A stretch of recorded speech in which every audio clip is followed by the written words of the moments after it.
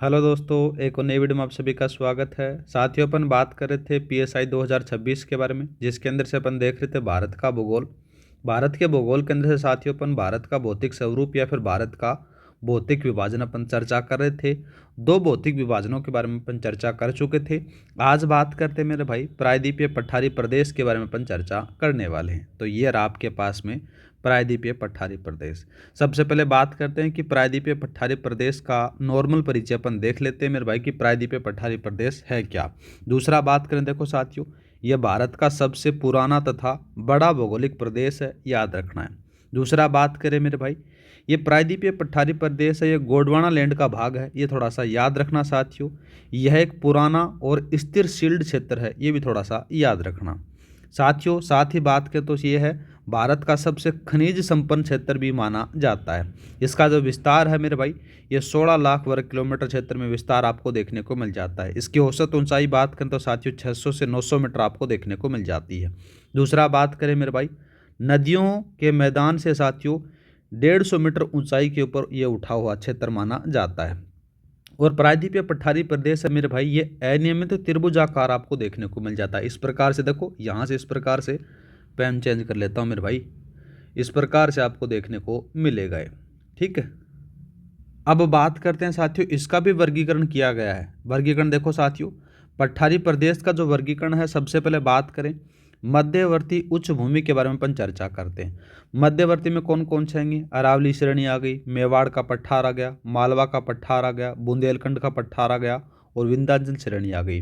दूसरा बात करें, अगर पूर्वी पठार के बारे में बात करें तो साथियों बघेलखंड का पठार, छोटा नागपुर का पठार, राजमहल की पहाड़ियाँ, महानदी बेसिन, दंडकारण्य पठार, ये आपको देखने को मिल जाते हैं पूर्वी पठार के अंदर से। वहीं बात करें साथियों कौन सा? उत्तरी पूर्वी पठार के बारे में, जिसमें से मेघालय का पठार देखने को मिलेगा। और दूसरा बात करें कार्बी आंगल लोंग पठार आपको देखने को मिल जाता है। दूसरा बात करते हैं दक्कन के पठार के बारे में। तो दक्कन के पठार के अंदर से कौन कौन सी चीज़ें देखने को मिलेंगी? दक्कन ट्रेप मिलेगा जो महाराष्ट्र में है, कर्नाटक का पठार आ जाता है, आंध्रा का है फिर जो पठार है, तेलंगाना का पठार अपन बोल सकते हैं, तमिलनाडु का पठार। ये मोटा मोटी तौर पर बात करें तो साथियों पठारी प्रदेश का वर्गीकरण है, ठीक है। अब बात करते हैं साथियों, इनको थोड़ा सा अपन डिटेल में देख लेते हैं। जिस प्रकार से आरपीसी पूछ रही है उस हिसाब से बात करें। देखो साथियों, मेवाड़ एवं मध्य भारत का पठार अपन चर्चा करते हैं। तो देखो साथियों, मेवाड़ का जो पठार है, यह पठार अरावली पर्वत के पूर्व में स्थित है, थोड़ा सा याद रखना है। दूसरा बात करें, इस पठार पर बनास नदी बहती है, भी थोड़ा सा याद रखना। यह अरावली और मालवा के पठार के बीच संकरित क्षेत्र भी है, ये थोड़ा सा याद रखना। दूसरा बात करें मेरे भाई, मध्य भारत का पठार बात करें तो साथियों यह पठार है मध्य प्रदेश और राजस्थान में स्थित है, याद रखना। और इस पठार पर साथियों चंबल नदी बहती है, थोड़ा सा याद रखना है। और चंबल नदी है साथियों, यहाँ पर से गहरे खड्डे या फिर बीहड़ का निर्माण करती है, ये भी थोड़ा सा याद रखना साथियों। और ये जो क्षेत्र है, ये क्षेत्र है मृदा अपरदन से ग्रस्त माना जाता है। मध्य भारत का जो पठार है वो थोड़ा सा याद रखना है, ठीक है। नेक्स्ट बात करते हैं मेरे भाई, दूसरा कौन सा आता है? दूसरा आता है बुंदेलखंड का पठार। ये बहुत बार पूछा जाता है, इंपॉर्टेंट है मेरे भाई, ठीक है। तो जो बुंदेलखंड का पठार है मेरे भाई, यह पठार उत्तर प्रदेश और मध्य प्रदेश की सीमा पर स्थित है, थोड़ा सा याद रखना साथियों। और जो बुंदेलखंड का पठार है मेरे भाई, ये ग्रेनाइट और नीस चट्टानों से निर्मित है, ये थोड़ा सा याद रखना है। यहाँ पर से जो जलवायु है मेरे भाई, इस पठारी क्षेत्र में अर्ध शुष्क परिस्थितियाँ पाई जाती हैं, याद रखना है। या फिर सूखा प्रभावित क्षेत्र भी आपको देखने को मिल जाता है। नदियाँ बात करें मेरे भाई, कौन कौन सी नदियाँ हैं? बेतवा, क्रेन आ जाती है, बेतवा क्रेन के साथ में दूसरी जो नदियाँ आती हैं मेरे भाई, दूसरी आ जाती है मेरे भाई धसान नदियाँ यहाँ पर से बहती हैं। इसकी बुंदेलखंड की विशेषता बात करें तो साथियों नदियों द्वारा या फिर नदियाँ यहाँ पर से साथियों गहरी घाटियाँ एवं जलप्रपातों का निर्माण करती हैं, याद रखना है साथियों। किसका निर्माण करती हैं? ये हैं जलप्रपातों और गहरी घाटियों का निर्माण करते हैं, याद रखना।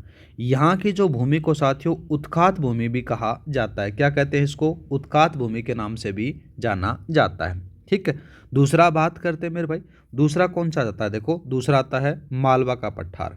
ये रहा आपके पास में मालवा का पठार। मालवा के पठार के बारे में बात करें तो सबसे पहले इसकी स्थिति कौन सी आती है मेरे भाई? यह त्रिभुजाकार पठार मुख्य रूप से मध्य प्रदेश में स्थित है, याद रखना है। जैसा आपके पास में यहाँ पर से दिखा रखा है। इसका जो निर्माण होता है मेरे भाई, ज्वालामुखी लावा बेसाल्ट से होता है, याद रखना है।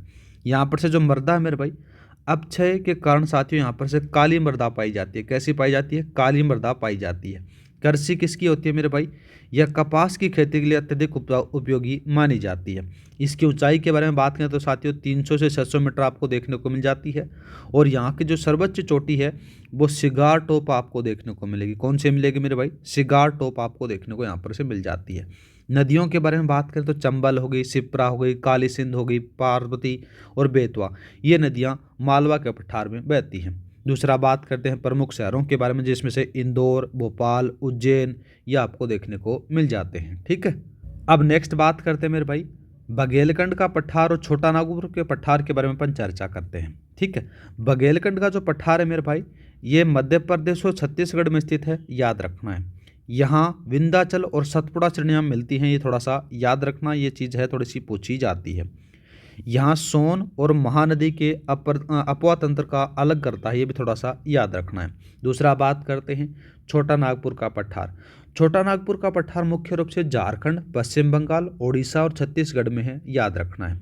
खनिजों के बारे में बात करें तो साथियों भारत का रूर प्रदेश कहते हैं, ये थोड़ा सा याद रखना, जिसमें से लोहा, एस्क हो गया, कोयला हो गया और यूरेनियम, ये जो तत्व खनिज हैं ये यहाँ पर से पाए जाते हैं। याद रखना मेरे भाई, आपसे सीधा सीधा सवाल पूछा जाता है कि भारत का रूर प्रदेश किसको कहते हैं, तो छोटा नागपुर के पठार को कहा जाता है। ठीक है, थोड़ा सा याद रख लेना। दूसरा बात करें मेरे भाई इसी के बारे में, नदी कौन सी आ जाती है? दामोदर नदी। इसे साथियों दो भागों में बांटती है, याद रखना कौन कौन सी, जिसमें से हजारीबाग और रांची पठार में बांट देती है। सर्वोच्च चोटी के बारे में बात करें तो साथियों छोटा नागपुर के पठार की जो सर्वोच्च चोटी है वो कौन सी आती है मेरे भाई? पार्श्वनाथ आ जाती है, याद रखना है। ठीक है, दूसरा बात करें मेरे भाई यहाँ पर से आपको देखने को मिलेगा पाट भूमि। पाट भूमि क्या है मेरे भाई? समतल शिखर वाली पहाड़ियाँ होती हैं, उसको पाट भूमि कहा जाता है, थोड़ा सा याद रखना मेरे भाई। और बात करें मेरे भाई यहाँ पर से जनजातियाँ कौन कौन सी निवास करती हैं, वो थोड़ा सा लिख लो यहाँ पर से। कौन कौन सी जनजातियाँ आएंगी? एक को तो नाम आ जाती है मेरे भाई मुंडा। मुंडा के साथ में साथियों कौन सी आती है? संथाल। कौन सी आती है? संथाल जनजातियाँ यहाँ पर से निवास करती हैं। ठीक है, ये थोड़ा सा याद रखना है मेरे भाई। नेक्स्ट बात करते हैं, नेक्स्ट कौन सा दे रखा है? दंडकारण्य और मेघालय पठार के बारे में अपन चर्चा करते हैं। सबसे पहले बात करते हैं दंडकारण्य पठार के बारे में साथियों। तो ये दंडकारण्य जो इसका जो विस्तार है ये छत्तीसगढ़ बस्तर से साथियों उड़ीसा, कालाहांडी, आंध्र प्रदेश तक आपको देखने को मिल जाता है। यहाँ पर से बात करें तो देखो साथियों जो बस्तर का पठार है उसमें से लोहा एस्क, ठीक है, और लोहा एस्क के साथ में बेलाडीला खान के लिए फेमस माना जाता है। दूसरा बात करें मेरे भाई इस पठार के अंदर से इंद्रावती नदी बहती है। दूसरा बात करें साथियों यहाँ पर से कालाहांडी, ये कालाहांडी है मेरे भाई, ये बहुत बार पूछा जाता है, याद रखना मेरे भाई। जब खनिजों के अंदर से पढ़ेंगे तो आपको सारी डिटेल में देखने को मिल जाती हैं। यहाँ पर से बॉक्साइड के भंडार देखने को मिल जाते हैं। दूसरा बात करें मेरे भाई कि गोदावरी के सहायक नदियाँ इंद्रावती, सबरी यहाँ पर से बहती हैं दंडकारण्य पठार के पास में। नेक्स्ट बात करते हैं मेघालय पठार या फिर शिलोंग के बारे में बात करते हैं। इसका जो विस्तार है मेरे भाई ये छोटा नागपुर पठार पर का पूर्वी विस्तार आपको देखने को मिलता है, जिसके अंदर से राजमहल के अंदर से साथियों नाम बात करते हैं, देखो कौन कौन चीज़ें आ जाती हैं। राजमहल गारो गेप आ जाता है मेरे भाई, इसको ये भी कहा जाता है, या फिर बोल सकते हैं कि साथियों मालदा भ्रंश द्वारा अलग होती है। दूसरा बात करें देखो साथियों पहाड़ियों के बारे में अपन थोड़ा सा चर्चा कर लेते हैं। देखो जिसमें से आपको देखने को मिलेंगी गारो, खासी, जंतिया, ये पहाड़ियाँ देखने को मिल जाती हैं। और इसी से संबंधित आपको साथियों जनजातियाँ भी देखने को मिलेंगी। इसकी जो सर्वोच्च चोटी है मेरे भाई शिलांग आपको देखने को मिल जाती है, जो कहाँ पर है? खासी पहाड़ी में स्थित है, थोड़ा सा याद रखना। मेघालय मेरे भाई, मेघालय का जो पठार है सर्वाधिक वर्षा आपको देखने को मिल जाता है, ठीक है, जिसमें से मासिनराम और चेरापूंजी ये क्षेत्र यहीं पर आपको देखने को मिल जाते हैं, जिसमें से खासी पहाड़ियों पर ये स्थित हैं, ठीक है। दूसरा बात करें मेघालय के पठार के अंदर से जो खनिज हैं वो कोयला और यूरेनियम पाए जाते हैं, ये थोड़ा सा याद रख लेना मेरे भाई मोटा मोटी तौर पर। नेक्स्ट बात करते हैं मेरे भाई, नेक्स्ट कौन सा था? दक्कन का पठार, ये बहुत बार पूछा जाता है, याद रखना है, ठीक है। दक्कन के पठार के बारे में बात करें तो साथियों ये त्रिभुजाकार पठार लावा निर्मित है, याद रखना है। यहाँ पर से साथियों काली मृदा और रेंगून मृदा पाई जाती है, जो कपास के लिए ज़्यादा फेमस मानी जाती है। इसका जो ढाल है मेरे भाई ये पश्चिम से पूर्व की तरफ आपको ढाल देखने को मिल जाता है। अब इसके प्रादेशिक भाग और इसकी विशेषताओं के बारे में अपन चर्चा करते हैं। तो सबसे पहला नंबर आता है महाराष्ट्र पठार। महाराष्ट्र के पठार के बारे में बात करें तो साथियों इस पठार के ऊपर से साथियों कृष्णा तथा गोदावरी नदियां बहती हैं, याद रखना है, ठीक है। और इसमें इस पठार पर साथियों काली मृदा अधिक पाई जाती है, याद रखना, जिसको स्थानीय भाषा में रेंगूर कहा जाता है। ये सारी चीज़ें आपको देखने को मिलेगी। गोदावरी नदी यहाँ पर से बहती है, ठीक है। गोदावरी, भीमा, कृष्णा नदियाँ बहती हैं और काली मृदा रेंगू होती है, वो सर्वाधिक आपको देखने को मिल जाती है। दूसरा बात करते हैं कर्नाटक पठार के बारे में। कर्नाटक पठार साथियों इस पठार पर कृष्णा, गोदावरी और दूसरा नंबर आता है पेनेरू, ये आपको देखने को मिल जाती हैं साथियों। ये नदियां आपको देखने को मिलती हैं। वैसे देखा जाए तो देखो कर्नाटक पठार है, दो भाग आपको देखने को मिलेंगे। पहला नंबर आता है मालनंदा पहाड़ी और दूसरा नाम बात करें तो साथियों मैदान सतलज का आपको देखने को मिल जाती है। नदियों के बारे में बात करें कृष्णा, कावेरी, तुंगभद्रा, ये यहाँ पर से आपको देखने को मिल जाता है। लोहे के लिए फेमस माना जाता है साथियों, और बाबा बुदन की पहाड़ियाँ यहाँ पर से आपको देखने को मिल जाती हैं। ये बहुत बार पूछा गया है आरपीएससी के द्वारा, ये थोड़ा सा इंपॉर्टेंट है, ठीक है। नेक्स्ट बात करते हैं मेरे भाई तेलंगाना का पठार है, फिर आंध्र प्रदेश आंध्र पठार के बारे में अपन चर्चा करते हैं। देखो साथियों इसके बारे में अपन बात करें, इस पठार के ऊपर से साथियों आपको कौन कौन सी नदियां देखने को मिलेंगी। देखो उत्तरी भाग में बात करें तो साथियों तेलंगाना पठार आपको देखने को मिलेगा। दक्षिणी भाग में बात करें तो साथियों यहाँ पर से आपको देखने को मिलेगा रायलसीमा आपको देखने को मिल जाती है। यहाँ पर से नदियों के बारे में बात करें तो साथियों गोदावरी होगी, कृष्णा होगी, पेन्नार नदियाँ आपको देखने को मिल जाती हैं, ठीक है। नेक्स्ट अब बात करते हैं साथियों जो पर्वत श्रेणियां और अरावली के साथ में साथियों काठियावाड़ के बारे में अपन चर्चा करते हैं। सबसे पहले बात करते हैं देखो साथियों अरावली पर्वतमाला के बारे में। अरावली पर्वतमाला के अंदर से बात करें देखो साथियों विश्व की प्राचीनतम वलित पर्वतमाला है। इसके बारे में अपन डिटेल में पढ़ेंगे मेरे भाई, जब हम राजस्थान ज्योग्राफी पढ़ेंगे उसके बारे में, ठीक है। इसका जो विस्तार है मेरे भाई पालनपुर गुजरात से लेकर दिल्ली रायसीना हिल तक आपको देखने को मिल जाता है। 662 किलोमीटर आपको देखने को मिलता है। सर्वाधिक विस्तार राजस्थान में 550 किलोमीटर। सर्वोच्च चोटी गुरु शिखर है, 1722 मीटर आपको देखने को मिल जाती है साथियों। और साथ ही बात करें तो महान जल विभाजक का कार्य ये करती है। इसके अंदर से साथियों कौन कौन से खनिज पाए जाते हैं, सीसा, जस्ता, तांबा, चांदी, ये आपको खनिज यहाँ पर से पाए जाते हैं। दूसरा बात करते हैं काठियावाड़ की पहाड़ियाँ है कहाँ पर मेरे भाई, ये सीधा सीधा पूछा जाता तो याद रखना गुजरात के अंदर है। कहाँ पर है मेरे भाई, गुजरात के अंदर है, याद रखना है। इसमें से साथियों गिरनार, मांडवा पहाड़ियाँ शामिल आ जाती हैं साथियों। और इसकी जो सर्वोच्च चोटी है वो आपको गोरखनाथ गिरनार के अंदर से देखने को मिल जाती है। दूसरा बात करें मेरे भाई गिर राष्ट्रीय उद्यान है, एशियाई शेरों के लिए फेमस है, ये भी थोड़ा सा याद रखना है मेरे भाई। है कहाँ पर, ये गुजरात के अंदर है। और बात करें मेरे भाई इन पहाड़ियों के अंदर से साथियों जैन तीर्थ स्थल भी आपको देखने को मिल जाते हैं। नेक्स्ट बात करते हैं दूसरा कौन सा आता है विंध्याचल पर्वत श्रेणी के बारे में अपन बात करते हैं। विंध्याचल पर्वत श्रेणी के बारे में बात करें तो साथियों सबसे पहले इसका प्रकार देखते हैं। ये प्रकार कैसा है मेरे भाई, यह एक खंड पर्वत है। कैसा है मेरे भाई, खंड पर्वत आपको देखने को मिल जाता है। चट्टानों के बारे में बात करें तो साथियों चूना पत्थर और बलुआ पत्थर से निर्मित जाती हैं, थोड़ा सा याद रखना मेरे भाई।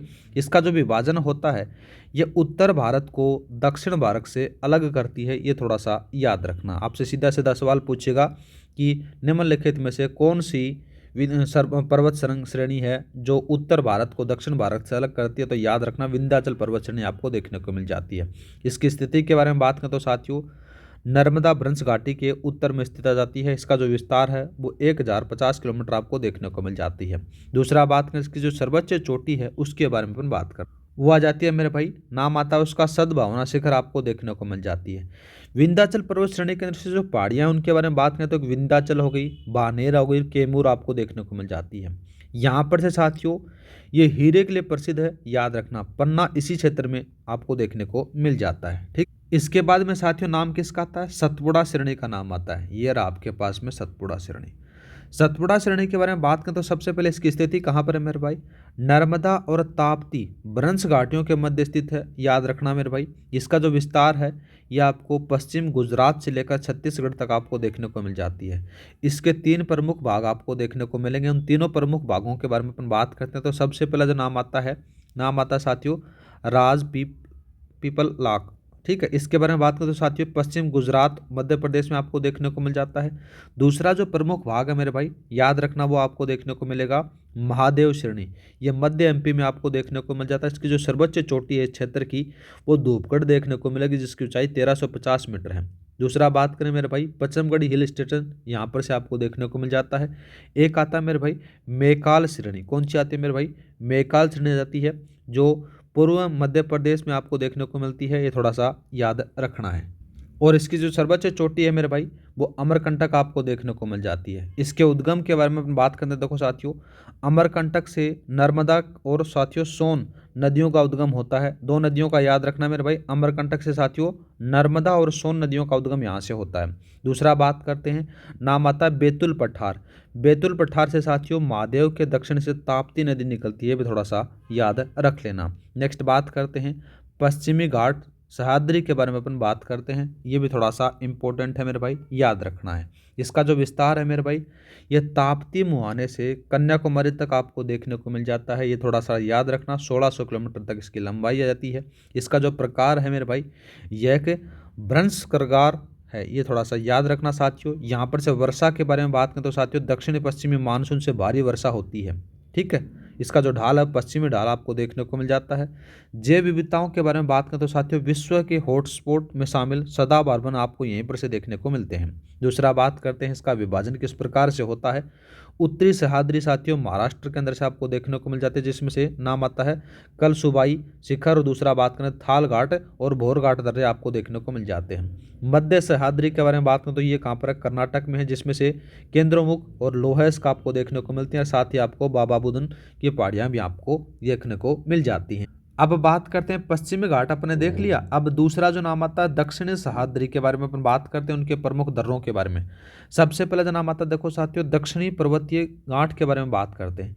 यहाँ अन्नामलाई के साथियों दूसरा नाम आता है पालनी, और पालनी के साथ में साथियों इलायची पहाड़ियाँ आपको देखने को मिलती हैं। सर्वोच्च चोटी बात करें तो अन्नाईमुड़ी आपको देखने को मिलेगी, बहुत बार पूछी जाती है, जिसकी ऊंचाई 2695 मीटर आपको देखने को मिल जाती है। अन्नामलाई पहाड़ी पर है, ये भी थोड़ा सा याद रखना। यह दक्षिण भारत की सबसे ऊंची चोटी है। कौन सी है मेरे भाई, अन्नाईमुड़ी आपको देखने को मिल जाती है। दूसरा बात करते हैं इलायची पहाड़ियाँ।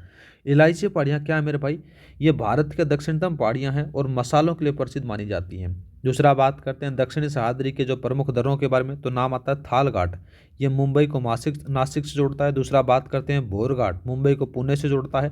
पाल घाट कोच्चि को कोयम्बटूर से जोड़ता है, याद रखना। ये नीलगिरी और अन्नामलाई के बीच में स्थित आ जाता है, याद रखना मेरे भाई। दूसरा नाम आता है सेनकोटा तिरुवनंतपुरम और मदुरई को जोड़ता है, ये थोड़ा सा याद रखना। इन दर्रों से पूछा जाता है सीधा सीधा सवाल कि निम्नलिखित में से दर्रे मिलाइए। जिस प्रकार से देखो साथियों आरपीसी ट्रेंड कर रही है, उस हिसाब से मैं आपको थोड़ा सा तैयारी करवा रहा हूँ मेरे भाई। मेरा जितना प्रयास हो रहा है कि आपका पेपर बढ़िया जाए, मैं जितना प्रयास कर सकता हूँ साथियों उतना कर रहा हूँ, ठीक है। जैसे आपकी थ्योरी की क्लासेस कंप्लीट हो जाती हैं, उसके बाद में साथियों अपन PYQ और MCQs कर लेंगे, जिससे आपकी तैयारी 100% हो जाएगी, चाहे आरपीसी कैसा भी सवाल बना दे।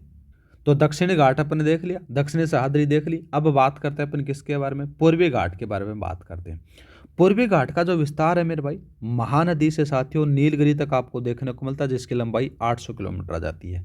प्रकृति के बारे में बात करें तो साथियों यह एक असतत प्राचीन वलित पर्वत आपको देखने को मिल जाता है, इसकी प्रकृति। दूसरा बात करें साथियों नदियों के बारे में, गोदावरी, कृष्णा, कावेरी साथियों यहाँ पर से कई जगह पर यहाँ पर से देखो देखने को मिल जाती है। और बात करें साथियों इसकी औसत ऊंचाई है वो 600 मीटर साथियों। पश्चिमी घाट में आपको कम देखने को मिलती है। जो प्रमुख चोटियां हैं पूर्वी घाट की, उनके बारे में अपन थोड़ा सा याद रखना है, ठीक है। यहाँ पर से कौन सी आती है, पूर्वी घाट की जो प्रमुख चोटियों के बारे में बात करें वो आपको देखने को मिलेगी। जिंदागढ़ा सर्वोच्च चोटी है, 1690 मीटर है, आंध्र प्रदेश में। दूसरा बात करते हैं नाम आता है साथियों अरमाकोड़ा, 1680 मीटर आ जाती है। दूसरा बात करें महेंद्रगिरी, ओडिशा में आपको देखने को मिल जाती है। अब इसकी प्रमुख पहाड़ियों के बारे में बात करते हैं, तो प्रमुख पहाड़ियों में बात करें तो नल्ला मल्ला आता है। दूसरा बात करें साथियों पालकोड़ा आती है, पालकोड़ा के साथ में साथियों जावदी आती है, जावदी के बाद में साथियों सेवरॉय आपको देखने को मिल जाते हैं। ये प्रमुख पहाड़ियाँ आपको देखने को मिलती है मेरे भाई। नेक्स्ट बात करते हैं नीलगिरी की पहाड़ियों के बारे में अपन थोड़ा सा चर्चा करते हैं, ठीक है। नीलगिरी की पहाड़ियों के बारे में बात करें तो इसकी जो स्थिति है कर्नाटक, केरल और तमिलनाडु से मिलाकर मिलान स्थल तक आपको देखने को मिल जाती है, याद रखना है। यह पश्चिमी घाट को पूर्वी घाट से मिलान बिंदु तक आपको देखने को मिलता है। इसकी जो सर्वोच्च चोटी है डोडा बेटा, याद रखना। डोडा बेटा की ऊंचाई आरपीसी के द्वारा बार बार पूछी गई है, याद रखना। उनकी ऊंचाइयों के क्रम से आपसे पूछा जाता है। डोडा बेटा की जो ऊंचाई है वो 2637 मीटर आपको देखने को मिल जाती है, और दक्षिण भारत की दूसरी सबसे ऊंची चोटी आपको देखने को मिलती है। पर्यटन के बारे में बात करें तो साथियों यहाँ पर से आपको ऊटी देखने को मिलेगा पर्यटन के लिए। जनजातियों के बारे में बात करें तो साथियों यहाँ पर से डोडा जनजाति मिलती है, याद रखना साथियों, भैंस पालक ये यहाँ पर से निवास करती है। जैव विविधताओं के बारे में बात करें तो साथियों भारत का पहला बायोस्फीयर रिजर्व यहीं पर बना था 1986 के अंदर से, नीलगिरी की पहाड़ियों के अंदर से। नेक्स्ट बात करते हैं मेरे भाई, अब देखते हैं, देखो साथियों पश्चिमी घाट बनाम पूर्वी घाट के बारे में अपन थोड़ा सा कंपेरिजन कर लेते हैं, ठीक है।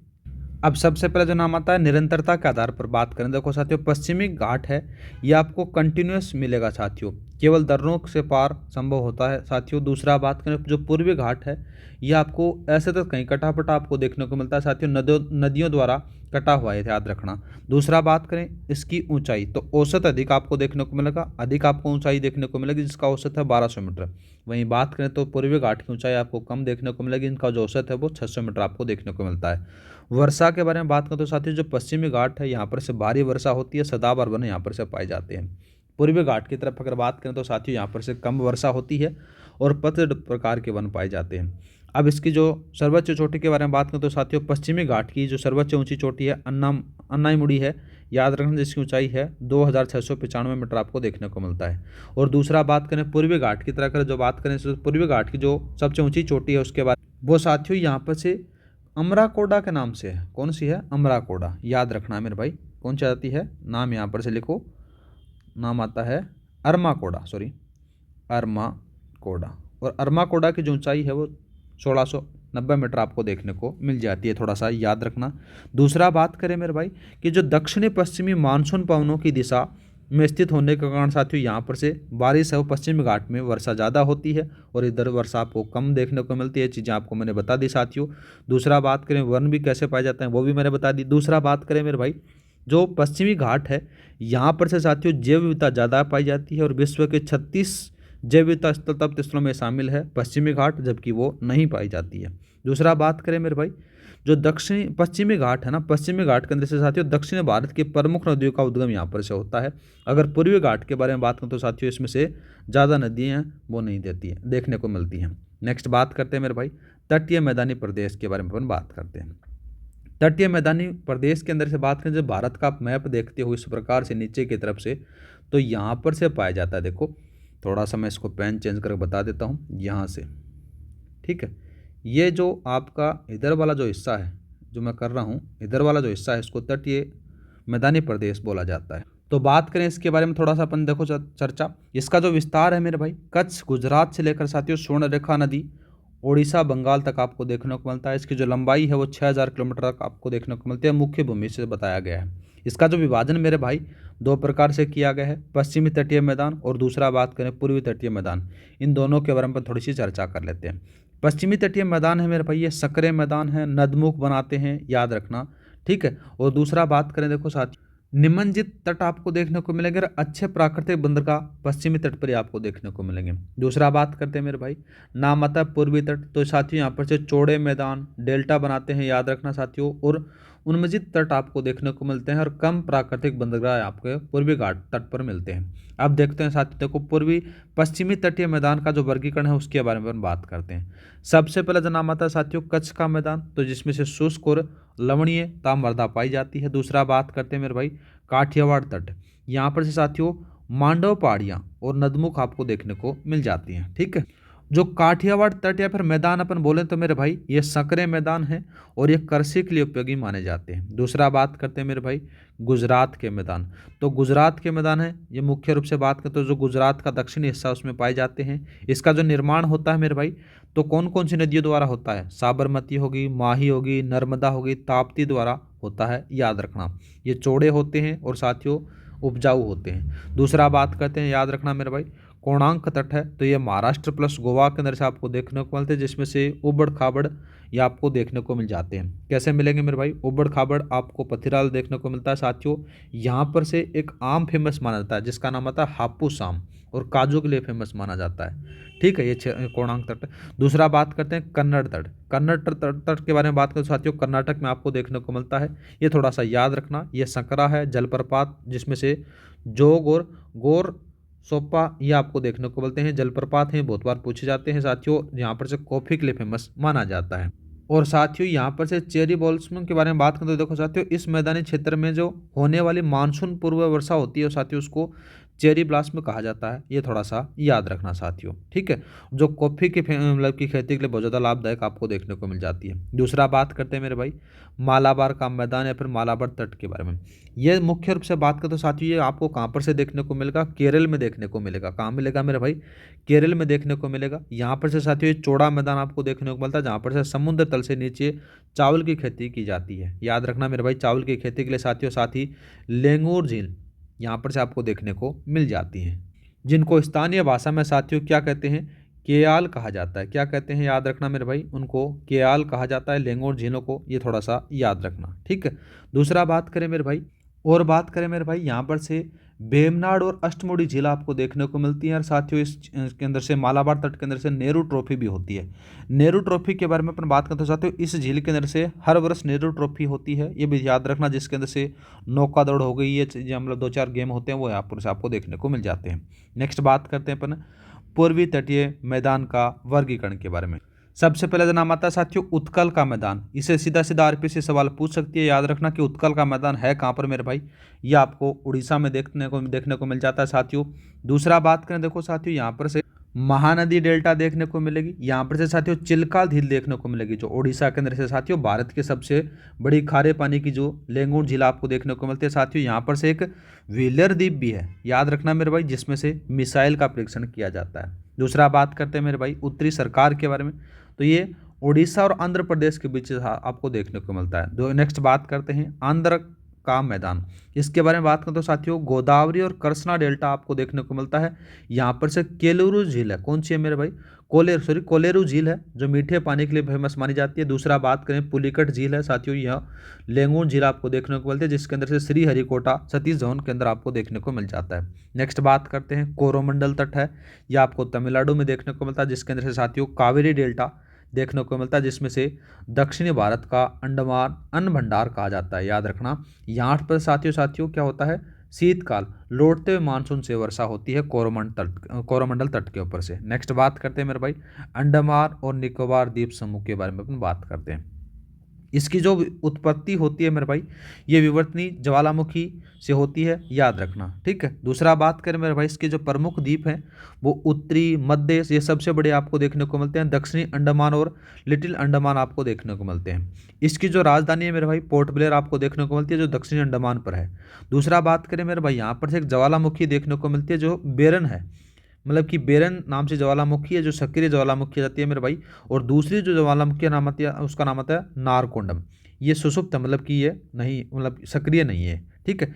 इसकी जो सर्वोच्च चोटी है मेरे भाई, उसका सर्वोच्च चोटी का नाम बात करें तो स्टैंडल पीक आपको देखने को मिलेगा, जिसकी ऊंचाई है 732 मीटर। सीधा सीधा सवाल पूछता है कि अंडमान निकोबार द्वीप समूह की सबसे ऊंची चोटी कौन सी है, स्टैंडल पीक है, 732 मीटर आपको देखने को मिल जाती है। दूसरा बात करें अंडमान निकोबार द्वीप समूह के अंदर से जो जनजातियां निवास करती हैं, उन जनजातियों में कौन कौन सी आएंगी, नाम आता है साथियों जारवा, जारवा के साथ में दूसरा नाम आता है सेटिनलीज आता है, दूसरा ओगे, और दूसरा बात करें तो साथियों नाम आता है सोमपेन जे नाम आता है, ठीक है। दूसरा बात करें मेरे भाई, ये थोड़ा सा इंपॉर्टेंट है लेना, 10 डिग्री चैनल है ना, ये अंडमान को निकोबार से अलग करता है, ये बहुत बार पूछा गया है, याद रखना। दूसरा बात करें मेरे भाई, नाम आता है इंदिरा पॉइंट, जिसको पिग्मेलियन पॉइंट भी कहा जाता है। भारत का दक्षिणतम बिंदु है, जो ग्रेट निकोबार में स्थित आपको देखने को मिल जाता है। जब अपन ने पहली क्लास ली थी उसमें मैंने बताया था भारत का उत्तरी बिंदु और भारत का दक्षिणी बिंदु दोनों चीज़ें मैंने बताई थी, ठीक है। चारों दिशाओं के बारे में, चारों जो लास्ट एंडिंग पॉइंट थे वो सारी चीज़ें मैं बता चुका हूँ, पहले वाली क्लास में जाकर देख लेना, सारी डिटेल में आपको देखने को मिल जाएंगी। नेक्स्ट बात करते हैं मेरे भाई, नेक्स्ट कौन सा आता है, लक्षद्वीप समूह के बारे में अपन थोड़ी सी चर्चा कर लेते हैं। लक्षद्वीप समूह की जो उत्पत्ति होती है मेरे भाई प्रवाल भित्ति से होते हैं, ये थोड़ा सा याद रखना। इसकी जो स्थिति है वो अरब सागर में आपको देखने को मिलेगी, केरल तट के पास। नेक्स्ट बात करें साथियों, यहाँ पर से कुल द्वीप हैं वो 36 द्वीप आपको देखने को मिल जाते हैं, याद रखना। केवल 10 और 11 पर ही आवास आपको देखने को मिलेगा और ऊपर नहीं मिलता है मेरे भाई। इसकी जो राजधानी आती है वो नाम याद रखना, नाम कौन सी आती है यहाँ, नाम आता है साथियों कवरती आता है। सबसे बड़ा जो द्वीप आ जाता है मिनिकॉय द्वीप आ जाता है, जो दक्षिणतम में आपको देखने को मिलता है। सबसे बड़ा जो द्वीप समूह है उसके बारे में बात करें तो एड्रोथ आता है मेरे भाई, और 8 डिग्री चैनल है, ये मिनिकॉय को मालदीव से अलग करती है, याद रखना है। और जो 9 डिग्री चैनल है साथियों मिनिकॉय को मुख्य लक्षद्वीप से अलग करता है, ये थोड़ा सा याद रख ले। तो साथियों यहाँ पर से ये लक्षद्वीप कंप्लीट हो जाता है, और मैं उम्मीद करता हूँ कि साथियों आपको भारत का भौतिक विभाजन है वो बढ़िया तरीके से समझ में आया हो चुका बढ़िया तरीके से। अब बात करेंगे साथियों अपन जो नेक्स्ट क्लास लेकर आएंगे, जिसमें से अपन देखेंगे भारत का जो मानसून तंत्र है, वर्षा का वितरण किस प्रकार से है, भारत में मानसून कहाँ से आता है, मानसून क्या होता है, ठीक है, मानसून शब्द के अंदर से मौसम और ऋतु के अंदर से क्या क्या फर्क होता है, सारी चीज़ें अपन देखेंगे मेरे भाई अगले वीडियो के अंदर से। मैं उम्मीद करता हूँ कि साथियों आपको पीएसआई की क्लासेस लेने में मज़ा आ रहा होगा साथियों। मुख्य रूप से अपन बात करेंगे तो साथियों जो आपकी इंडियन ज्योग्राफी है उसको कंप्लीट हो जाएगा पहले पेपर में, और साथ ही अपन साथियों दूसरे पेपर में जो पॉलिटी वाली है उसकी क्लासेस भी स्टार्ट करने वाले हैं, और साथ ही इकोनॉमिक्स क्लास भी लेकर आने वाले हैं। आज के लिए इतना ही, मिलते हैं नेक्स्ट क्लास में। जय हिंद, जय भारत।